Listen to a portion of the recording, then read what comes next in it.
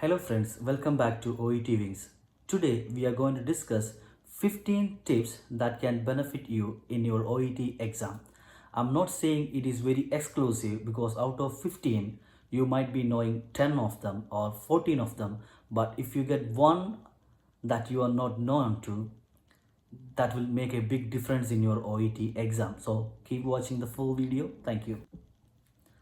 As always, first and foremost tip is skimming and scanning. When it comes to reading, always everyone says like skimming and scanning is the best policy to achieve the good score. It's true, but it will come gradually. So you have to have a good reading habit to improve your skimming and scanning or fast reading. So you have to read not only the OET reading materials, you have to also read some of the journals, some of the articles. Maybe you can go to some website like NHS website, so you can read the conditions or disease conditions or some infections related to the article. So through that way, or even reading the newspaper would benefit. The second one is finding the keyword. I'm not sure how many of you benefit from finding the keywords because it differ from person to person. So I might find one word as my key point and you might find yours as a different word. So use your own calculations and use your own thoughts on finding the keywords. So practice. So when you do like 4 or 5 times continuously, like finding the keywords, you get to know which one will be the best keyword to use for your reading and get a successful score. So the second point is finding the keyword in the reading passage. Adding to that, when you do part A, always try to do 7 questions. When it comes to the which paragraph is this is mentioned, like is it A, B, C, or D. So do these questions at the end because you already done all the passages and question and answers. So you already know which paragraph it is mentioned, so it will be much easier if you do all those questions at the end. Practicing with the timer is one of the other techniques or tips that can be used. So if you are doing 15 minutes, which is actually we have been given, do it the passage in 12 to 13 minutes. So that's how you can read the passage faster than before. So make sure you do the passages in 12 to 13 minutes, so you again get 2 minutes at the end to look at the answers again. That's a good practice to have time management. So always try to do before the time finishes. So 15 minutes being given, you have to do 12 to 13 minutes. Another one is understand where you can find the answers. Yes, where you can find the answers. So in a paragraph, most of the answer will be first sentence, middle sentence, or the last sentence. In 60 to 70%, that's true. So first line, the first sentence, middle sentence, or the last sentence. So there is actually a technique. So if you find that yourself, which way they have given the answer, most of the paragraph are going to be the same method. So if you understand how they have given the answers in the passage or in the paragraph, then the next time when you get two answers from the first two paragraph, you already know where the third and fourth and fifth answers will be. And it's completely up to you to figure it out how the answers are given. Most of the answers will be in the first sentence, middle sentence, and the last sentence. Adding to that, in the paragraph, sometimes they will mention it, this, that, which are already mentioned before, maybe about a condition. It is going to be harmful or something like that, for example. So you have to know it means what. So before it is mentioned, there will be something as a noun like anything. So it, this, that would be given before. So you have to understand what is that. So there will be a question about that, and which will be easy for for you to know it means this thing, or that means this thing they have mentioned. So in that way you will get more idea of that. One of the other best tips is finding out the contradicting words. So for example, in a paragraph, half of the paragraph is already done, already given. You have read that, or half of the paragraph, and from the mid it's starting however, or instead of that, but something kind of contradicting. So in that paragraph you have to be very careful, because that question is going to be very tricky. So something is given contradictive, you have to understand the question exactly, you have to read the question again, and you have to find which is the half first or the second half, because there is a however in between. So make sure you understand the question, okay, in this type of paragraphs. There will be another question, like the author's opinion, or what you mean by this paragraph. So kind of that questions answers will be the first sentence or the last sentence.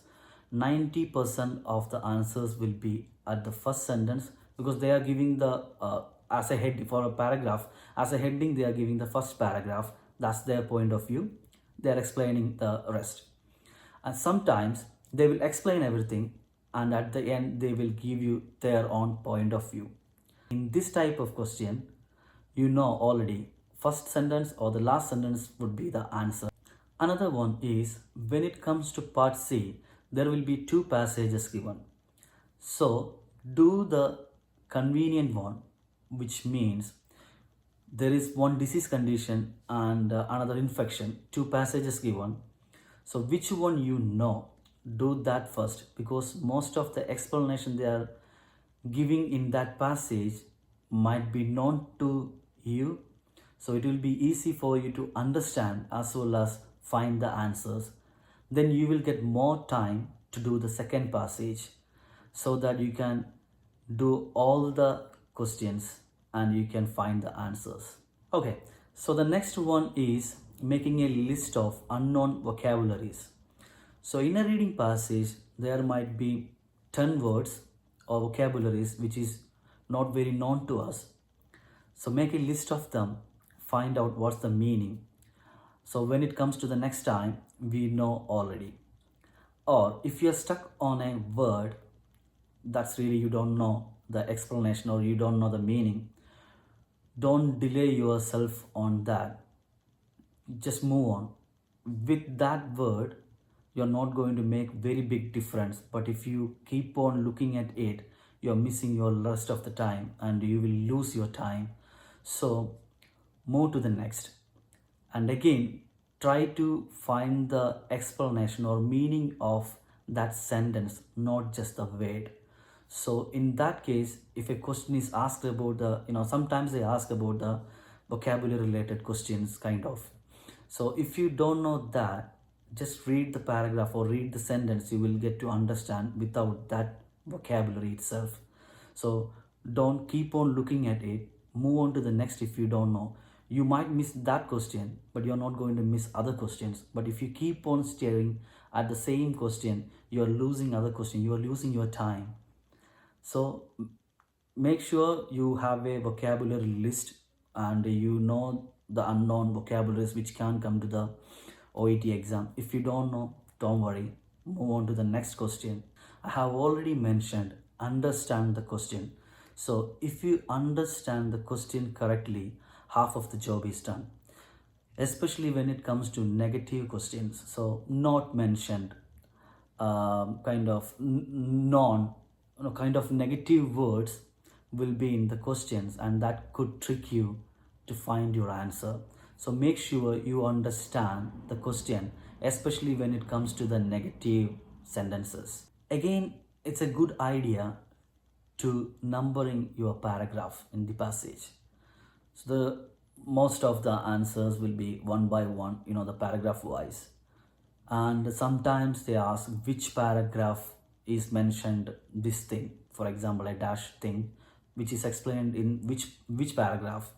Or when you want to read continuously, or you can put the numbers 1 2 3 4, so that you can easily find which paragraph you have already done.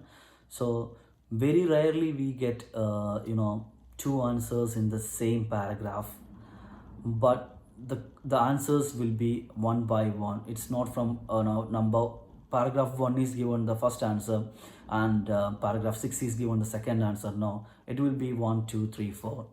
So numbering is a good idea. Another tip is the passages will be paraphrased to the when it comes to the questions. So the question might be paraphrased from the passage, and if you don't understand that, then that question is gone. So make sure you look for the paraphrasing, not just the word. There is something given in the question and you're looking for that word, maybe you will lose the answer because this word is paraphrased in the passage. So look for the paraphrasing technique as well when it comes to reading the passages. And when it comes to the spelling, make sure you don't do any spelling mistake. So that's why you have to keep a collection of words in a separate paper or a book you have to keep. So kind of word listing. You have this in your hand and you have to make sure you write the spelling correctly. It's a good idea to have a list of vocabularies in hand. When it comes to reading, it's easy for us to do it with the mobile, with the help of mobile. You're doing the reading and you're answering, you're checking the answer keys at the end. It's okay, it's good, better than nothing. But it's always better to have the printed copies, the paper print, to do the reading. That will be more and more helpful than using the mobile phone. So my suggestion is to have more paper prints than the watching the mobile. It's good, it's easy, it's handy, but like when it comes to the reading, papers will help you more to read. You will be more concentrated when you having the mobile in your hand. You're watching or you are reading the question and you are reading the answers, but you might get distracted very easily. You might get a notification WhatsApp, or get a Facebook notification, Instagram notification. So these notifications can change your mind, change your mood. You need very good concentration when you do the reading. So it's a good idea, not a good idea, it's a better idea to have a paper copy in hand and read it with the paper. Now, the take home tip. People ask me whether it is easy to read the question first, then to the passage, or first the passage, then to the questions. My personal suggestion is when it comes to part A, first read the headings and understand what's going to come through this passage. Then read the question. If you know the passage, it's easy for you to answer the questions when it comes to part A. When it comes to part B and C, if there is any heading, just find what is that, or just read the main heading, go to the question, read the question, read the answers given, then come to the paragraph, paragraph wise. Come to the paragraph, it's going to be the third paragraph. Read the third paragraph. You will get more idea than reading the passage than the questions. So when it comes to part A, try to read the paragraph or skim and scan the paragraphs, read the heading must. Then go to the question, you will get answers easily. Then when it comes to part B and C, as I said, check the heading, understand what's going to come through, then read the question, read the answers, come back to the paragraph. So I think these tips will help you to crack your OET reading. I know it's very difficult subtest reading, but don't think that it is difficult when you try to start doing practicing. When you know the reading passages, how it is going to be, how the questions are, I'm sure you will definitely do it with the practice. All the best for your exams. Have a good day. Thank you.